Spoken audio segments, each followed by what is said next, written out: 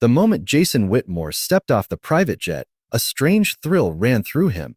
He had spent the last 5 years building an empire from scratch, transforming himself from a modest background into a billionaire real estate tycoon. The world saw Jason Whitmore as untouchable, admired, feared, and envied. But no one knew the pain that success had brought him. Today, he wasn't coming back as the man who had conquered the world. Today, he was coming back as a stranger. His mansion loomed in the distance, bathed in the golden glow of sunset. The Whitmore estate had been Jason's home once, but it had become more of a gilded cage over the years. He wanted to know one thing before he revealed himself again. Did his family love him for who he was or for what he had become? He took a deep breath, slipped on a worn leather jacket, and hailed a cab, pretending to be an ordinary man returning from the city. No chauffeur, no red carpet, no recognition, no money, just Jason and a simple plan. Jason's first stop was the Whitmore household. From a distance, he saw the sprawling gardens, the shining windows, the cars parked in neat rows. He could hear laughter coming from the house. An ordinary family scene, but it made his chest tighten. He had spent so long building his empire that he had almost forgotten what a family felt like. He waited for the right moment and approached the house as a lost traveler, asking if he could rest for a moment. Standing at the door, he rang the bell, expecting a curious glance, perhaps even dismissal. But what he got surprised him. His younger sister, Emily, opened the door, squinting at him, clearly unsure who he was. Can I help you?" she asked cautiously. Jason forced a smile. I'm, just passing through. My car broke down, and I need a place to rest. I don't mean any trouble." Emily's eyes softened. She studied him for a long moment, and then, as if deciding something, she stepped aside. "You can sit in the living room. Mom's in the kitchen, Dad's, well, he's usually busy. I'll get you some water." Jason stepped inside, feeling a strange mix of guilt and relief. This was the first test. Would his sister treat a stranger with kindness or suspicion? Emily poured water into a glass and handed it to him, smiling gently. "We don't get many visitors around here," she said. Jason smiled faintly. This was promising. Over the next few days, Jason observed his family in their natural habitat, hiding his true identity. He watched his father, Richard Whitmore, a stern man with a commanding presence, speak to workers in the garden. He watched his mother, Margaret, who always had a kind word for everyone, fuss over the house, and then retreat to her favorite chair, reading quietly. And he watched his younger brother, Ethan, who had grown up spoiled and entitled, wander around the house, glued to his phone, seemingly oblivious to the world. Jason introduced himself as a James, a man who had fallen on hard times and needed temporary shelter. He offered to do small chores to help clean and even assist in the garden.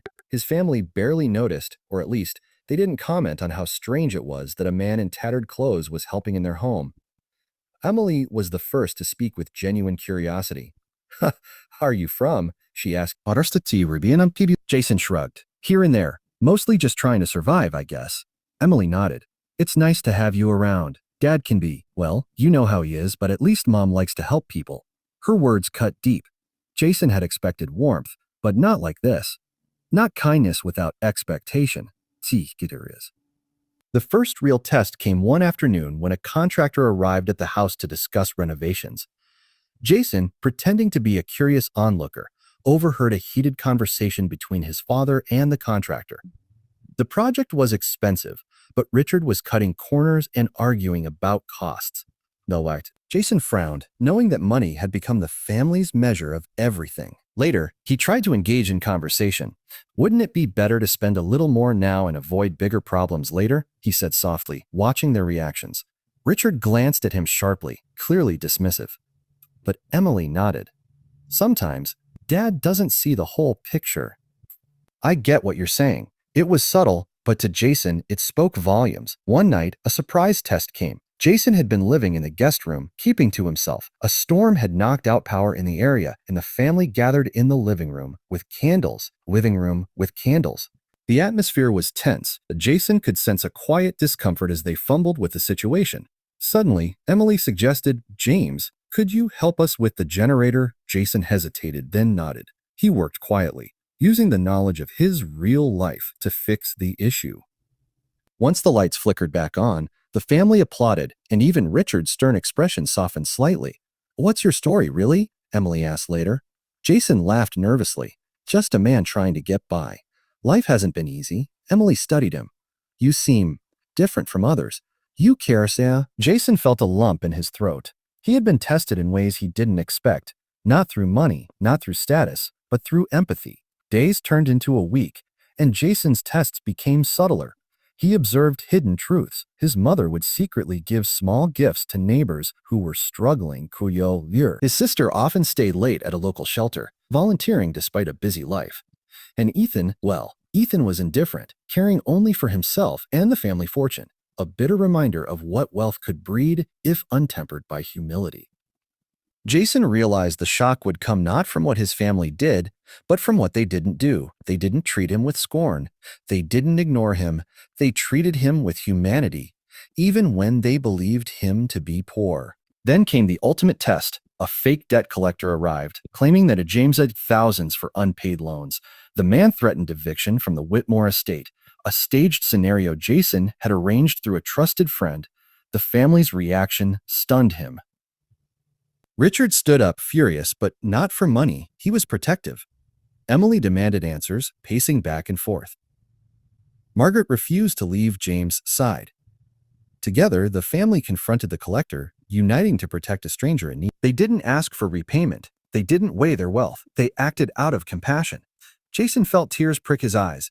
This was the moment he had been waiting for. The next morning, Jason revealed himself. He walked into the kitchen, wearing his tailored suit, radiating the presence of the billionaire they had never seen. Emily gasped. Margaret clutched her hand to her chest. Richard's mouth fell open. Jason, Emily stammered. Jason smiled gently. "Yes."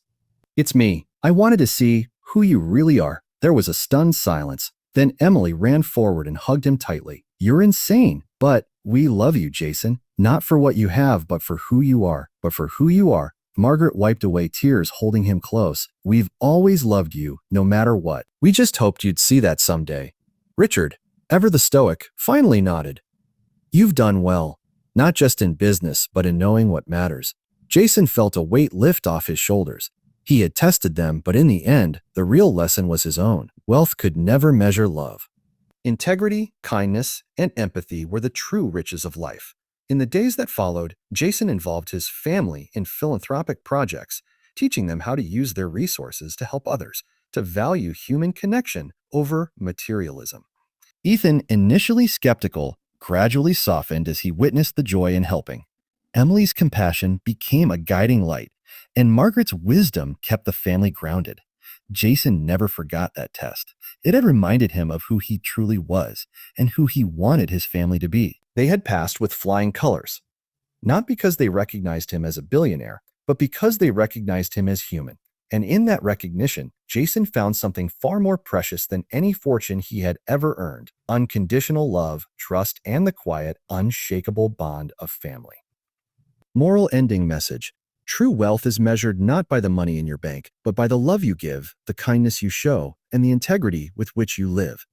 A family's worth is revealed not in what they can gain from you, but in how they treat you when they think you have nothing.